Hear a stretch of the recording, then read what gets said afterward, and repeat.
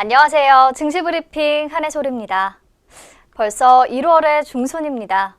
2020년 계획하신 대로 잘 보내고 계신지 모르겠네요. 오늘 직장인분들 꼭 챙기셔야 할 것이 연말정산 간소화 서비스가 오전 8시부터 개통됐거든요. 홈택스 접속하셔서 2019년 소득공제와 세액공제 항목 확인 꼭 하시고 회사에 제출하시는 거 잊지 마세요. 네, 그럼 15일 브리핑 시작하겠습니다. 미중 간 1단계 무역합의 서명을 하루 앞두고 있는데요. 미국의 대중 관세 장기화 우려가 불거지면서 뉴욕 증시가 주춤했습니다. 시작은 나쁘지 않았습니다. 미국이 전날 중국을 환율 조작국에서 제외했고 이에 대한 보답으로 중국이 자동차와 항공기 등 2천억 달러 규모의 미국산 상품을 추가 구매하기로 하면서 증시는 상승세로 출발했는데요.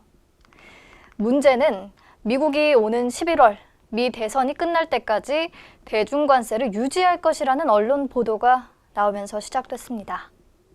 요지는 1단계 합의 이후 10개월간 중국 측의 합의 이행 여부를 평가하고 관세를 단계적으로 낮추겠다는 겁니다. 지난달 13일 양국이 1단계 협상을 타결하면서 미국은 애초 지난달 15일부터 1,560억 달러 규모의 중국산 제품에 부과할 예정이었던 관세 15%를 철회한 바 있죠. 하지만 아직 3,600억 달러 상당의 중국산 상품에 대한 추가 관세는 그대로고요. 구체적으로는 2,500억 달러 규모에는 25%, 나머지 1,100억 달러 규모에는 7.5%의 관세가 적용되고 있습니다. 이렇게 추가 관세 감축이 없을 것이라는 보도가 나온 상황이기 때문에 1단계 무역 합의문 서명이 오히려 악재가 될 수도 있는 상황입니다. 현재 무역협정에 대한 기대가 이미 주가에 반영된 상황이잖아요. 자칫 합의 내용이 기대에 못 미칠 경우 변동성 확대로 이어질 수 있겠습니다. 그리고 미국의 소비자 물가가 연간 기준으로 2.3% 뛰면서 미 연준의 목표치인 2%를 웃돌았는데요. 당장 시장에는 큰 영향을 주지는 않았지만 금리 인상 가능성을 높이는 요인인 만큼 추이를 잘 지켜봐야겠습니다.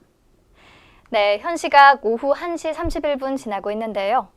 현재 코스피는 약보합권, 코스닥은 강보합권에서 움직이고 있습니다. 양 시장 모두 개인만이 매수에 나서면서 수급상 불안한 모습을 보이고 있고요. 종목별 이슈는 키워드로 바로 만나볼게요.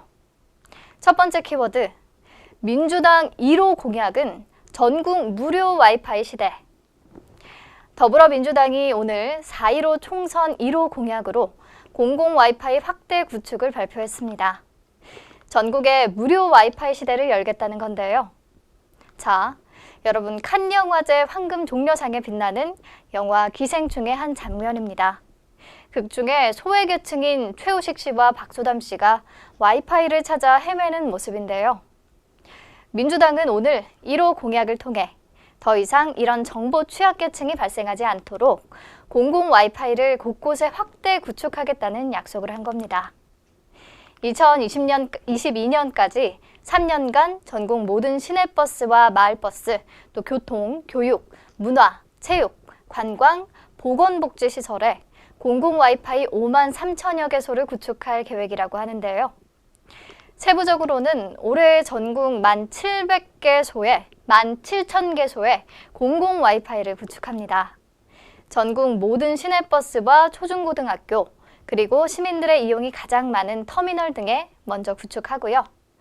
내년부터 2022년까지는 모든 마을버스와 박물관, 관광지 등 주요 시설에 총 36,000개가 확대 구축될 예정입니다. 또 무엇보다 국민이 안심하고 사용할 수 있도록 매년 만여 개소를 대상으로 보안 기능 적용 여부와 전송 속도 등의 품질 측정을 추진하고요. 매년 6천여 개 공공 와이파이 액세스 포인트에 대해 보안 기능과 성능이 우수한 AP로 교체하는 작업을 진행할 계획이라고 합니다. 네, 그렇다면 비용도 중요한 문제죠. 공공 와이파이 구축에 드는 비용은 3년간 총 5,780억 원 정도로 추정되고 있는데요. 민주당은 정부의 부담 비율을 높여서 공약이 현실화될 수 있도록 노력한다는 계획입니다. 사실 당초에는 1호 공약으로 청년 정책이 예상됐는데 그게 아닌 공공 와이파이 정책을 발표한 것을 보니까 보다 보편적이면서도 국민들이 체감할 수 있는 부분을 많이 고민한 것 같네요. 오늘 이 같은 소식에 와이파이 관련 종목들이 급등세를 보였는데요. 특히 머큐리는 어제 차세대 와이파이 공유기 개발에 성공해서 국제 인증을 받고 통신사에 공급한다고 밝힌 바 있고요. 현재 25%대 강세입니다. S넷은 지난해 한국전자통신연구원과 기존보다 120배나 빠른 버스용 와이파이 시연에 성공한 바 있고요. 오늘 10% 가까운 오름세를 보이다가 현재는 3.5% 정도 상승세를 유지하고 있습니다. 머큐리를 자회사로 둔 아이즈비전은 상한가에 도달했고요. 지난해 아이즈비전 지분을 추가 인수하면서 5G 사업에 더욱 집중하고 있는 파워넷도 10% 이상 강세입니다. 네, 여기에 더해서 오늘 통신 장비주들이 강세를 보이는 이유가 한 가지 더 있는데요. 삼성전자가 어제 미국 텔레월드 솔루션즈와 인수 계약을 체결했다는 소식입니다. 텔레월드 솔루션즈는 미국 5G, 4G LTE망 설계 최적화 전문 기업이고요. 이번 인수로 삼성전자는 미국을 비롯한 북미 이동통신 시장에서 점유율을 늘려나가고 전략적 투자를 통해 글로벌 이동통신 시장 공략에 박차를 가한다는 전략입니다. 삼성전자의 5G 사업 확대에 따른 수혜 기대감이 커지면서 머큐리와 전파기지국, 기산텔레콤, FR텍 등 통신 장비 섹터가 오늘 강세를 보이고 있습니다. 네, 다음 키워드 만나볼게요. 두 번째 키워드, 핫한 이낙연 테마주. 오늘 이낙연 전 국무총리가 더불어민주당에 공식 복귀했고요. 종로 출마를 확정 지었느냐라는 질문에 확정 주체는 당이라면서 종로로 이사하게 됐다는 것은 사실이고 그걸 뛰어넘는 문제는 당에서 결정해 주셔야 움직일 수 있다는 답변을 했습니다. 아무래도 종로구 출마 가능성이 점쳐지고 있는 상황인데요. 오늘 네이버 검색어 순위 1위에 남선 알미늄이 오를 정도로 관련주에 대한 관심도 뜨겁습니다.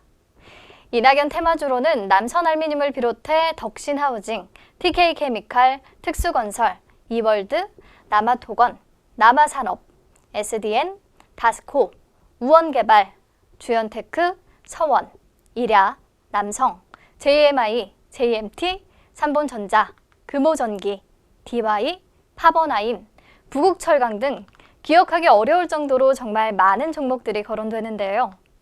그 이유가 다 학연, 또 지연 관련된 내용이라 사실상 기업 실적이나 사업 내용과는 전혀 무관한 경우가 대부분입니다. 접근 조심하셔야 한다는 거 다시 말씀드리고요. 오늘 장에서는 특히 남선알미늄과 덕신하우징, TK케미칼의 매수세가 몰리는 모습이네요. 남선알미늄은 이낙연 총리의 동생인 이계현 씨가 남선알미늄이 속한 SM그룹 계열사 사만그룹 대표 이사라는 점 때문에 관련주로 분류되는데 지난해 11월 사임했다는 소식에 급락했다가 현재 고문으로 회사에 남아 재직 중이라는 소식에 다시금 급등세를 보이는 모습입니다. 덕신하우징은 김용민 감사가 이 전 총리의 대학 동기로 김대중 노무현 정부 시절 대통령 비서실에 근무했던 점이 부각되면서 관심받고 있고요.